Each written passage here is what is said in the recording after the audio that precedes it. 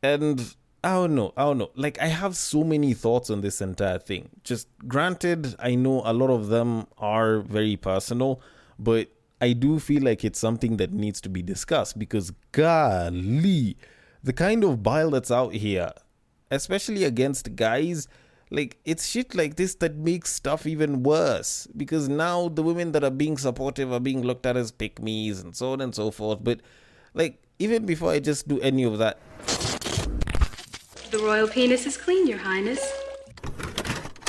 welcome to the Breakdown Podcast, where I talk about love, sex, and relationships from a guy's perspective, as well as a bunch of other guy shit. The man on the mic is a man who might find it hard to breathe if you've got that asthma. He is also a man whose sickness for the thickness prevents him from skinny dipping. It is none other than your tall, dark, and mildly handsome man, Sir Denver B. And I am here to call people out because, well, we're at that point where we just kind of need to do that. And it's a very unfortunate situation for me because I will not enjoy it in the slightest. This is one of those episodes where I'm going to bring out something that some people do, or some people have watched happen, or some people have experienced happen, and, just call out some of the BS that might be there, or the BS I believe is there, and try and speak some sense to things, because, if I don't, this is the kind of shit that will have more and more radical feminists talking shit about men. But to make matters even worse, in as much as I might be trying to do that and I'm not a fan of it and I'm not going to enjoy it, the worst part of it is I can't even defend men at this point.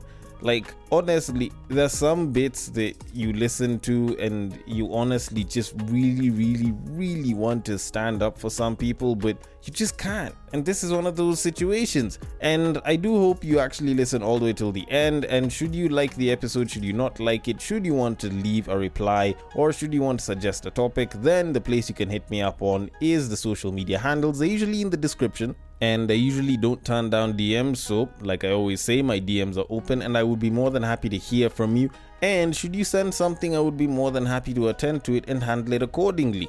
Now, with that said, I probably should be hopping on to the main topic because I'm about to call out men, and if you're a woman and you're listening to this might be one of those times where you whet your appetite and you get ready to hear me start saying a bunch of shit about dudes. But before I can do that, I need to start by taking things to your side, Like, do the calling out, but start from the women's section.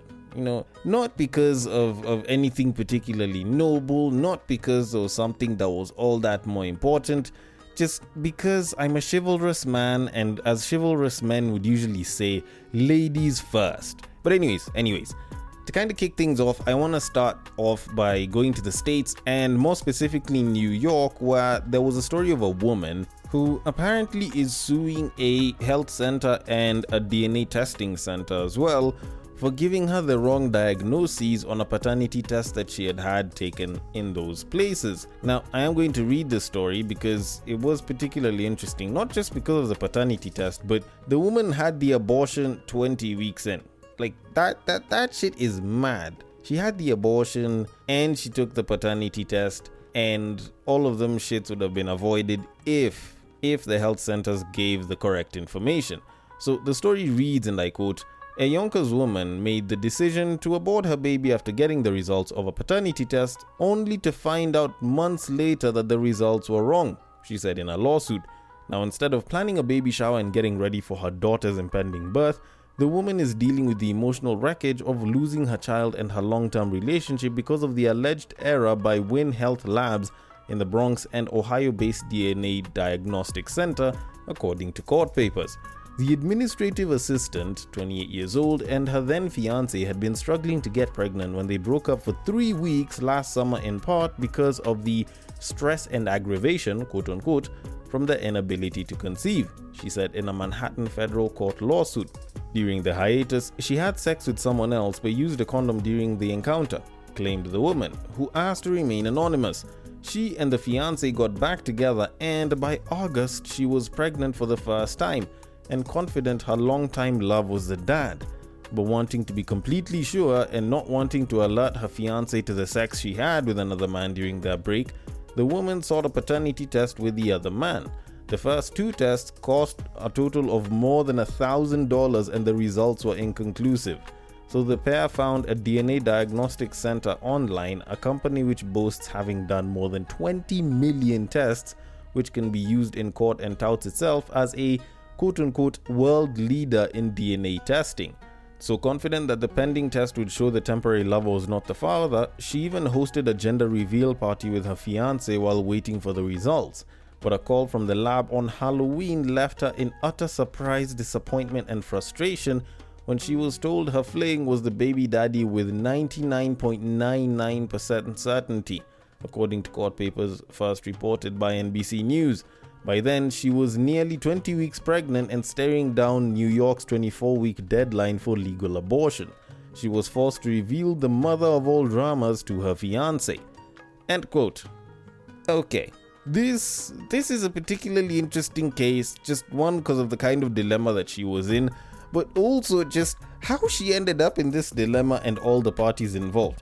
Although maybe it's just me, but it seemed pretty ironic that she didn't win her paternity test, or she didn't get particularly positive results when she went to a place called Win. But anyways, that's sort of besides the point. Maybe I'm just belaboring the wrong thing.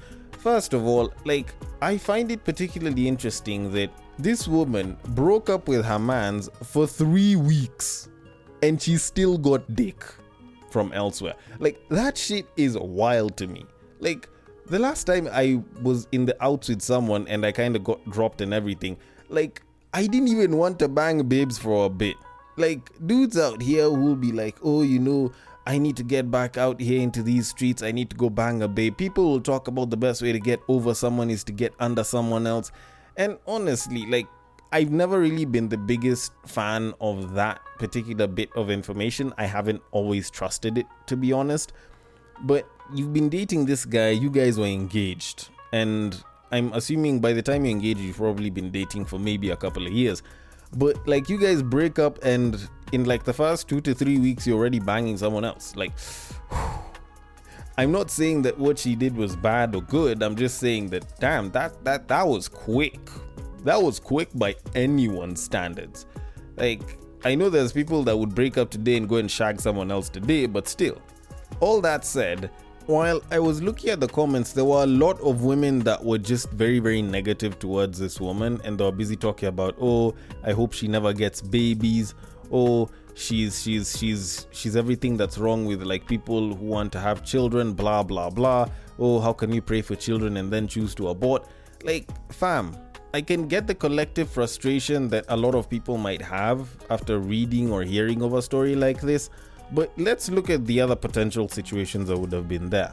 Imagine if she did the paternity test, and let's assume that it was actually true that, the other dude that she banged with a condom, supposedly, is the father. Would you have preferred it if she'd have kept the kid and stayed with the fiancé and then not said anything to the fiancé?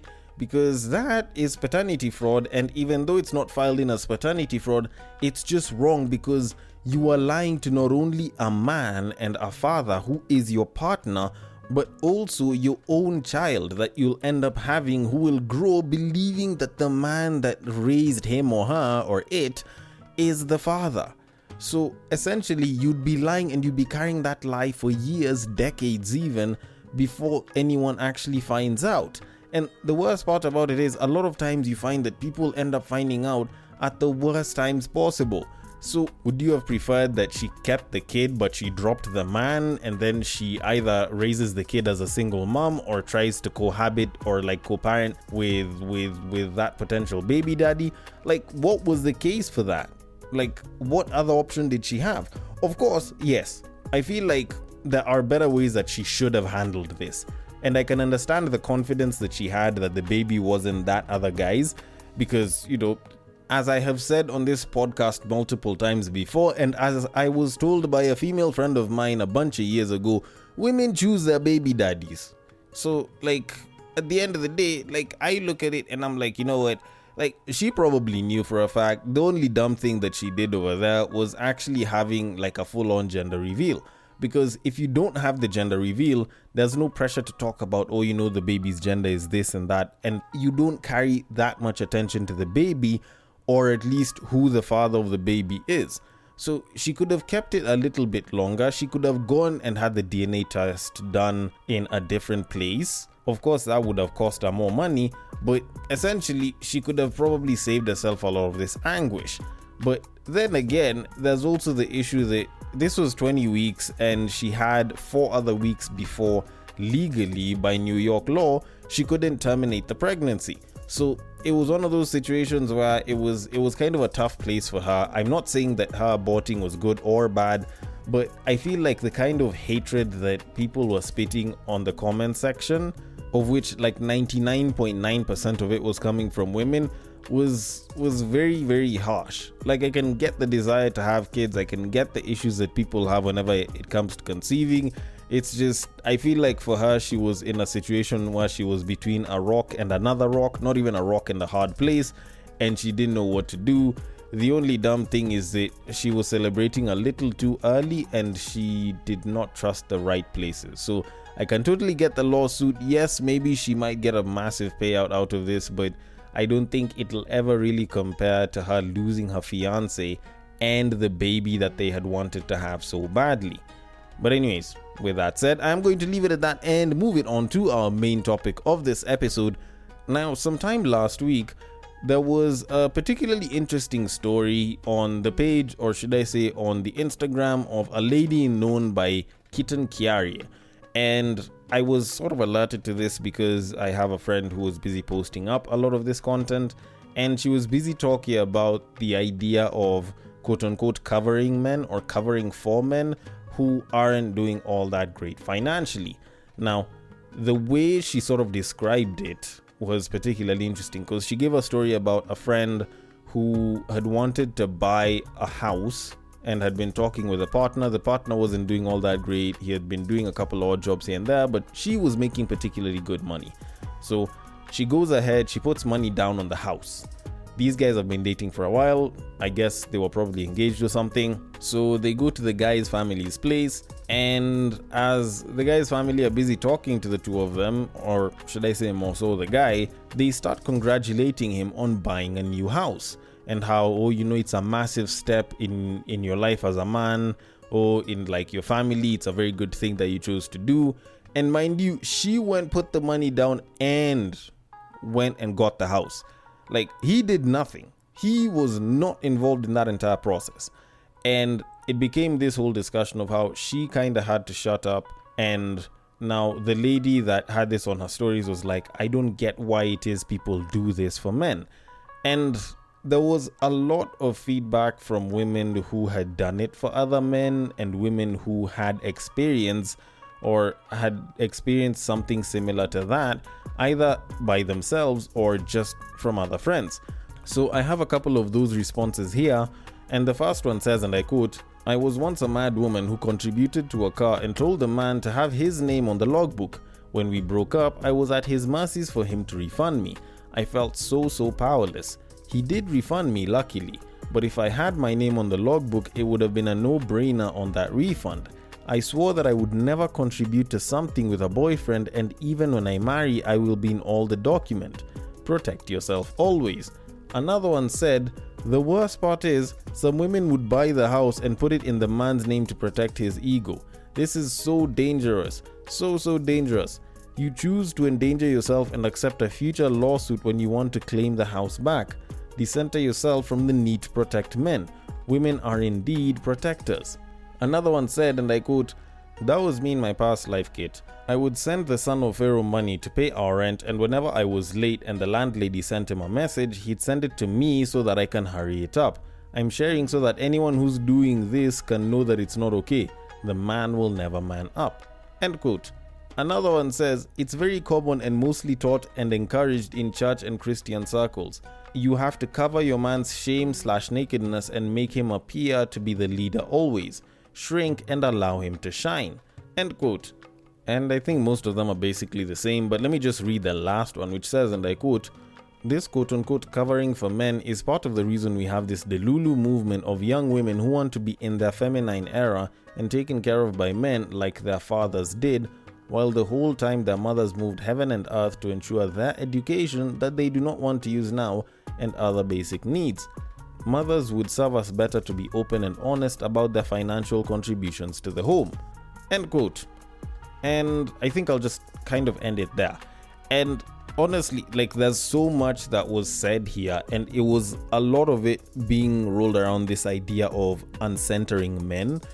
And I don't know. Like, I have so many thoughts on this entire thing. Just granted, I know a lot of them are very personal, but I do feel like it's something that needs to be discussed, because golly, the kind of bile that's out here, especially against guys, like, it's shit like this that makes stuff even worse, because now the women that are being supportive are being looked at as pick-me's and so on and so forth. But like, even before I just do any of that, I think I first need to start by addressing the fellas, because guys, fellas, bros, fellow men, what is going on out here?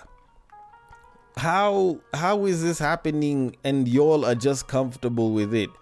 Like, I can get the covering to some degree, quote unquote covering.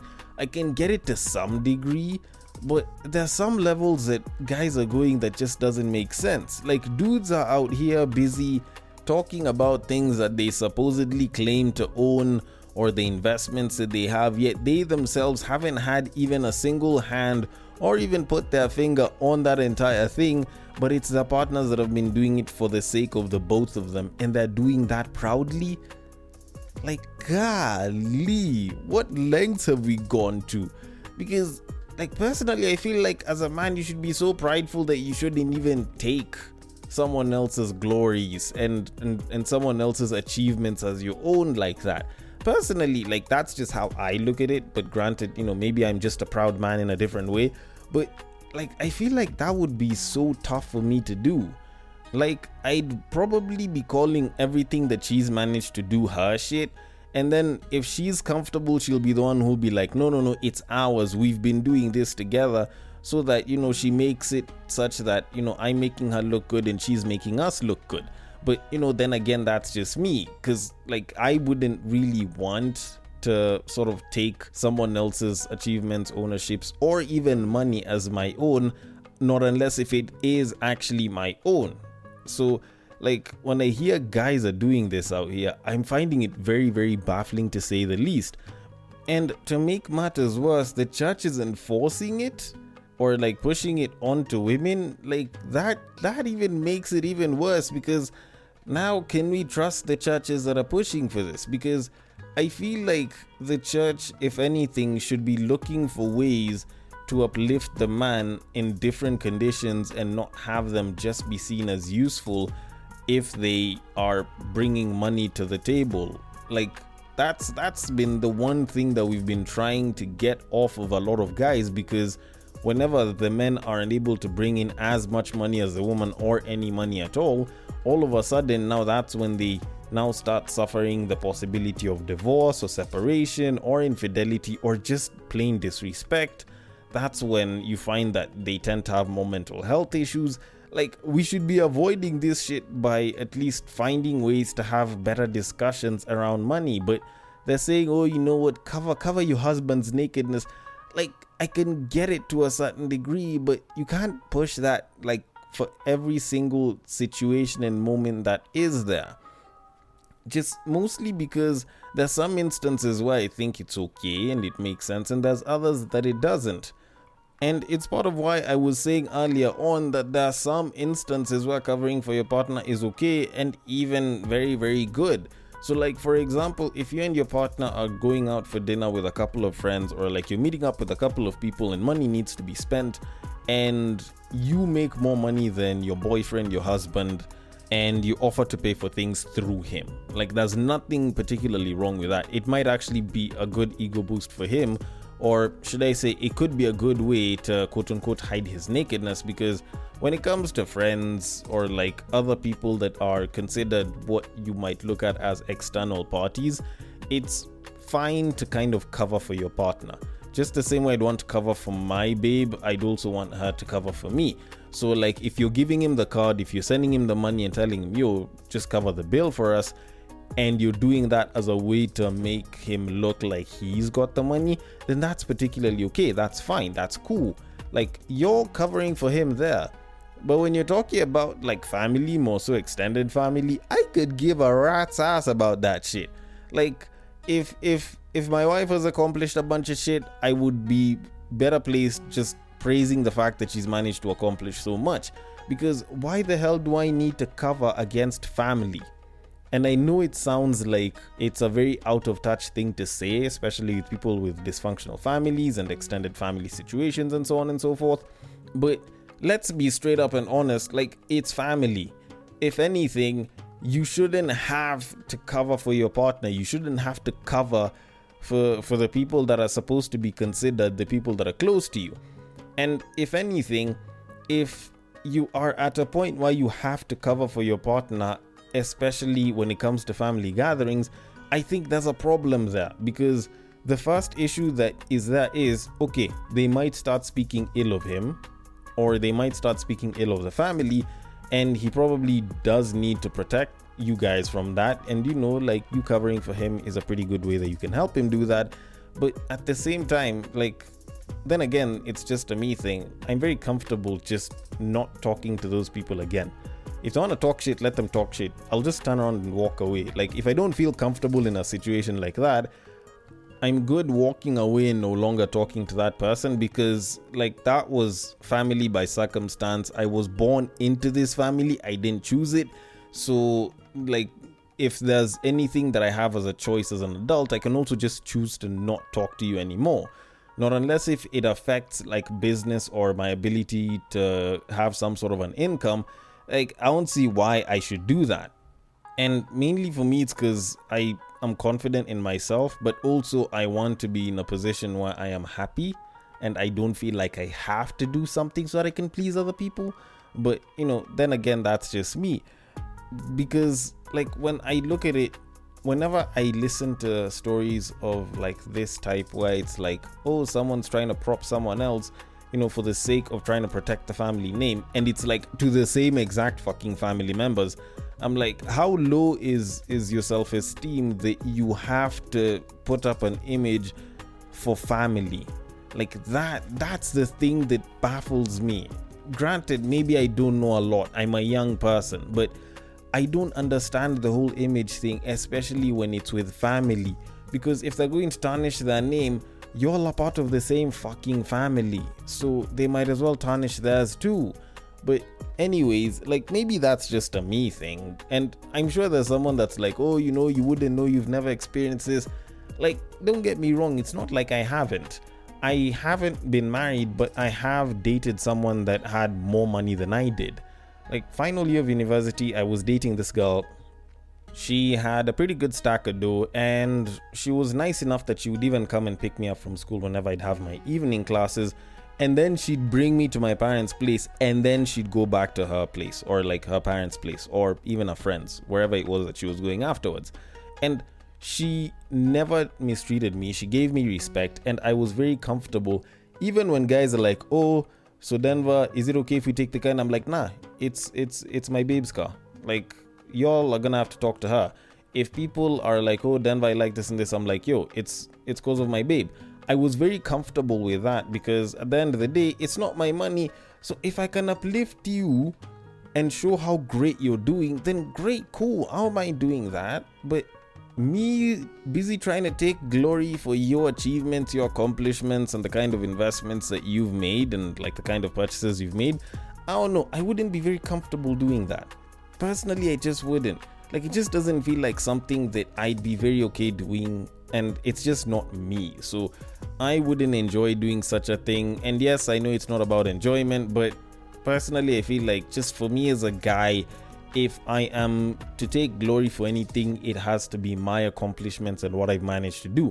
If someone is going to bring up her glory and put me in it, let it be her, and let her be the one to be like, oh no, we've done this together, we've been doing such and such together. But me, nah, I think I'm good. Like, I'd much rather stand on my accomplishments. They may not be big, they may not be the best looking ones, they may not be the ones that stand out, but I do believe that as a man, my usefulness goes beyond my ability to have the highest income or be the breadwinner or be the sole provider in the house. I do believe that I am useful in way more places and in way more situations than just that. So if anything, like, I should be able to at least stand on that as opposed to having someone else do that. And yes, I know I have friends and maybe some of them might talk shit. And they might talk shit about my situation. And if that's the case, I'm ready to drop them. The only reason why I was very for the idea of covering when it comes to friends that the couple has is because when it comes down to it, it's good to keep a good image when it comes to external parties, because I wouldn't want my girlfriend's friends to start speaking ill of me to the point where they're like, you should probably leave him and be with someone else. And it's mainly because stuff like that, discussions like that, are the ones that usually now start kicking off the disrespect that can lead to the ending of the relationship that, you guys have probably been working for years to build. So I'd want to avoid that. But for the rest, I don't see why the hell that's the case. Like, I wouldn't want to care all that much about external parties if I'm not doing that great financially, or if I don't have a source of income. Alternatively, my main focus, my main problem is the relationship itself. Inside, the one with my partner. Will I be respected the same? Will I be treated well? Can I have that discussion with my partner where I'm like, look, I'm not doing all that great financially, or you're doing this and this and this, but can we at least relate to each other pretty well, or is this going to be an issue? Because if it is, then now we can start having to rethink everything. But if it's not an issue, let's treat each other with respect and let's keep things as they are. When I am doing a hell of a lot better, or as things progress and get better, then I will not mind picking up the slack for a lot of these other things. Like, that sort of discussion, that's the one that I am more interested in, as opposed to what other people will think. Because frankly, I don't know, maybe it's because I've been in conservative environments and I've seen how that can break people and how much it hurts for you to just try and keep up appearances so that you don't look bad because other people will talk, that I'm like, you know what, provided you're happy, provided that you have most of your needs met and it's the essential ones, I could give less of a flying fuck what it is that other people think. And if they want to think like that, let them think, let them talk what they're gonna talk, and they will finish and they will move on. If they don't move on, hell, like, you don't have to think about what it is that they tell you. And to kind of conclude all of this, I want to say that I applaud the women that do this. The level of humility that it takes for you to take that and continue doing life like, everything is okay, is not little. And I appreciate y'all for that. But this is another one of those instances where I just can't defend the men. I don't even know how to. How do I defend someone that is taking someone else's glory? Because I just can't. So to the men, all I can tell you guys is, you need to develop your confidence such that it's bulletproof. You can't continue having your confidence being torn down and built up based on your income levels or the kind of investments or what it is that you own. Otherwise, it'll always keep on fluctuating. But if you base your confidence on your accomplishments and who you are and what you can do, then there's a very good chance that you can probably ride the storm and, the downturn that you might end up having, and have something a lot better, as opposed to having to steal someone else's glory and achievements for your own just so that you can save face. Although, then again, considering that I haven't had that much experience, maybe I don't know what I'm talking about. Maybe I've lost the plot. Either way, I want your thoughts on this. The DMs are open. On IG, it is at the breaktime_podcast. On Facebook, it is at the breaktime podcast. On X, it is at bagakad, and on Bluesky, it is at the breaktimepod.bsky.social. Thank you so much for listening all the way till the end, and I will catch you guys on the next break. But what I believe is that if you put a pastor and a prostitute in one room, one is likely to convert the other.